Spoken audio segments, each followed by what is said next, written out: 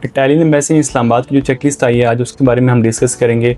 Basically बहुत से student को जो है इस टाइम अपॉइंटमेंट मिलना शुरू हो गई है। जो स्टूडेंट अपनी प्री नॉर्मल समरी सबमिट करवा चुके थे उनको इटालियन एम्बेसी की तरफ से डायरेक्ट अपॉइंटमेंट मिलना शुरू हो गई है। यानी जो स्टूडेंट लास्ट ईयर से जिनको अपॉइंटमेंट नहीं मिल रही थी इस ईयर उनको फ्री ऑफ कॉस्ट अपॉइंटमेंट मिल रही है। अब हम डिस्कस करेंगे बेसिकली जो इटली एम्बेसी इस्लामाबाद है उसकी जो न्यू चेकलिस्ट आई है उसमें 15 डिफरेंट डॉक्यूमेंट्स हैं, उनके बारे में डिस्कस करेंगे। नंबर 1 जो डॉक्यूमेंट आ रहा है आपका नेशनल वीजा एप्लीकेशन फॉर्म, यानी कि एप्लीकेशन फॉर्म है वो आप जो है डाउनलोड कर सकते हैं या जो है हम डिस्क्रिप्शन में मैं शेयर भी कर दूंगा। सेकंड मोस्ट इंपॉर्टेंट है कि रीसेंट फोटोग्राफ रिक्वायर्ड है। हम ऑलरेडी स्टूडेंट को बता भी रहे होते हैं कि एक वाइट बैकग्राउंड के साथ आपको पिक रिक्वायर्ड होती है और 4-5 हम पिक्स स्टूडेंट से ऑलरेडी बनवा भी रहे होते हैं। फिर है प्रूफ ऑफ रेजिडेंस, यानी कि आपका डोमिसाइल रिक्वायर्ड है। बहुत सारे स्टूडेंट हैं वो ऑलरेडी अपना डोमिसाइल बनवा रहे होते हैं और 10th के बाद जो एडमिशन ले रहे होते हैं अपना तो उनको डोमिसाइल रिक्वायर्ड होता है और जो कि प्रूफ ऑफ रेजिडेंस है। इसके बाद आपका वैलिड पासपोर्ट, यानी आपका जो पासपोर्ट हो 1 ईयर तक वैलिड हो या 2 ईयर तक वैलिड हो तब आप जो है एलिजिबल हैं अप्लाई करने के लिए।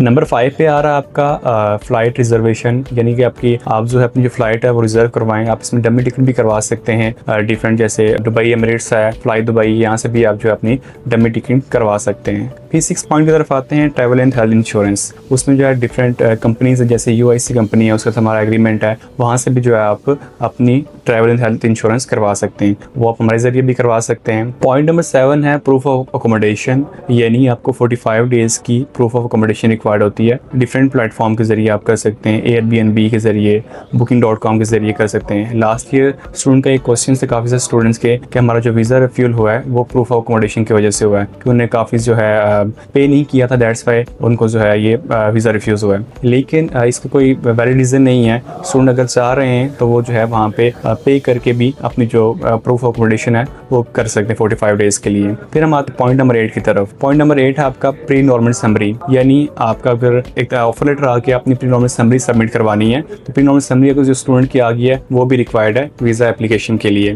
पॉइंट नंबर 9 है motivation letter. Basically important documents है, आपने बेसिक बताना होता है कि पर्पस स्टडी क्या है, प्रीवियस बैकग्राउंड क्या है आपका स्टडी का, फ्यूचर गोल्स आपके क्या हैं। अब पॉइंट नंबर 10 की तरफ चलते हैं। आपका एडमिशन लेटर है। एडमिशन लेटर आपका जो अपनी यूनिवर्सिटी आपको मेल के जरिए कंफर्म अगर आता है, PDF के जरिए आपके पास आ रहा है या पोर्टल पे आपको आ रहा है तो वो एडमिशन लेटर आपको रिक्वायर्ड है वीज़ा एप्लीकेशन के लिए। इसके अलावा पॉइंट नंबर 11 है सीमिया या DOV। सीमिया एक डॉक्यूमेंट्स है जो कौन कौन से जो रेजिडेंस कह सकते हैं हम, जिसमें कौन कौन से इलाकों के लोग आते हैं, उसमें कराची, बलोचिस्तान, कोयटा, इन इलाकों के लोग इनको जो है सीमिया रिक्वायर्ड होता है। इसकी जो तकरीबन 1 लाख के करीब फ़ी है ये आपने पे करनी होती है। और जो DOV डॉक्यूमेंट है, डिक्लेरेशन ऑफ वैल्यू, ये कौन कौन से इलाकों के लोगों को रिक्वायर्ड होता है, जिसमें इस्लामाबाद है, पंजाब है, KPK है और कश्मीर के लोग हैं, इनको रिक्वायर्ड होता है, इन्हें DOV करना होता है। बेसिकली एक फॉर्म होता है जो अपने जो है फिल करना होता है, एम्बेसी में सबमिट करवाना होता है। इसके बाद हम आते हैं पॉइंट नंबर 12 की तरफ, जिसमें आपके तमाम के तमाम एजुकेशन डॉक्यूमेंट्स आ जाते हैं। इसमें आपके मैट्रिक से लेके आपकी डिग्री तक जितने भी डॉक्यूमेंट्स हैं वो तमाम के तमाम डॉक्यूमेंट शामिल हैं। जो आपके मैट्रिक और इंटर के डॉक्यूमेंट हैं वो आपके रेजिडेंट बोर्ड से भी अटेस्ट होने चाहिए, उसके बाद अपना IBC से अटेस्ट करवाने, देन जो है वो डॉक्यूमेंट MOF और अपोस्टाइल होंगे। इस तरह आपकी जो डिग्री है वो HSC से अटेस्ट होगी, देन MOF और देन अपोस्टाइल होगी, यानी आपको तमाम के तमाम डॉक्यूमेंट्स अपोस्टाइल रिक्वायर्ड हैं। इसके अलावा मेरे जो इटालियन एम्बेसी की जो न्यू रिक्वायरमेंट आई है उसमें यह है कि आपको लैंग्वेज प्रोफिशिएंसी रिक्वायर्ड है B2 लेवल की। इसमें आपके पास IELTS जो है आपको तकरीबन जो इसमें बात करें हम तो 5.5 तक रिक्वायर्ड है और TOEFL भी आप कर सकते हैं। पॉइंट नंबर 13 है कि आपको जो लैंग्वेज प्रोफिशिएंसी रिक्वायर्ड है, पहले तो इटालियन एम्बेसी रिक्वायर्ड नहीं करती है लेकिन अब उनकी न्यू रिक्वायरमेंट है जिसके मुताबिक आपको B2 लेवल की जो है इंग्लिश प्रोफिशिएंसी रिक्वायर्ड है। इसमें IELTS में अगर हम बात करें तो 5.5 तक जो है आपको स्कोर्स रिक्वायर्ड होंगे। लास्ट ईयर तो ये इसमें रिक्वायरमेंट नहीं थी लेकिन इस साल उन्होंने रिक्वायरमेंट रखी है।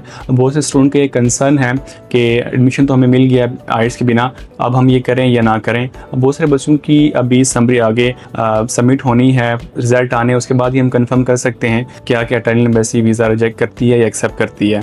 अब हम इसके बाद आते हैं जितने भी पॉइंट नंबर 14 की तरफ, proof of personal financial mean, यानी कि आपके जो स्पॉन्सर है वो कौन कौन हो सकते हैं। जो उनकी चेकलिस्ट के मुताबिक जो आपके स्पॉन्सर थे वो 4th डिग्री रिलेटिव तक भी हो सकते थे, यानी आपके पेरेंट्स के अलावा, ब्लड रिलेशन के अलावा आपके चाचा, मामू और नाना नानी तमाम के तमाम रिलेटिव्स भी आपको स्पॉन्सर कर सकते हैं। इसके अलावा हमारे पास लास्ट 15 पॉइंट पे आ जाता है family registration certificate.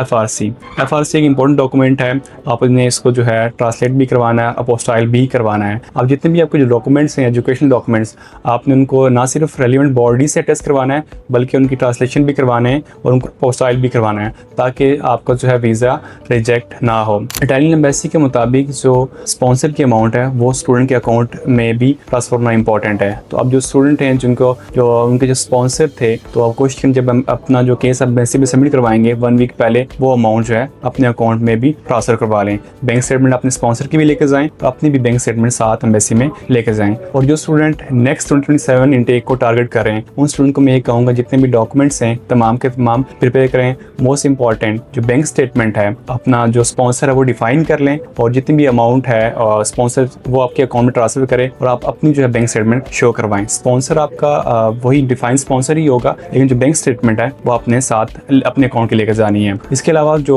Important update आई थी इंग्लिश प्रोफिशिएंसी के हवाले से, level of proficiency and B2 level की, तो स्टूडेंट को चाहिए कि वो आइट्स भी करें ताकि जो उनकी एक्सेप्टेंस रेट है वो हाई हो। अब जिन स्टूडेंट का एडमिशन आ चुका है या प्री एनरोलमेंट सबमिट हो चुकी है, अभी अपॉइंटमेंट रिसीव नहीं हुई, वो अपने डॉक्यूमेंट्स कंप्लीट करवाना चाहते हैं, या जिन बच्चों की अभी तक अपॉइंटमेंट आ चुकी है उनके डॉक्यूमेंट कंप्लीट नहीं है, तो वो हमसे हमारी टीम से रब्ता कर सकते हैं। हमारी टीम जो है आपकी वीज़ा एप्लीकेशन फॉर्म में प्रॉपर हेल्प करेगी। आपकी जो स्कॉलरशिप एप्लीकेशन है वो कैसे करनी है, कौन से डॉक्यूमेंट आपने कैसे प्रिपेयर करने हैं, each and everything, proof of fund है, टैक्स रिटर्न है, तमाम के तमाम डॉक्यूमेंट में प्रॉपर हेल्प करेगी। डिस्क्रिप्शन में हमारा नंबर आ रहा होगा, आप हमारी टीम से कॉन्टैक्ट कर सकते हैं। हमारी टीम आपको जो है प्रॉपरली आपके डॉक्यूमेंटेशन के हवाले से गाइड भी करेगी। Atrium Study Abroad.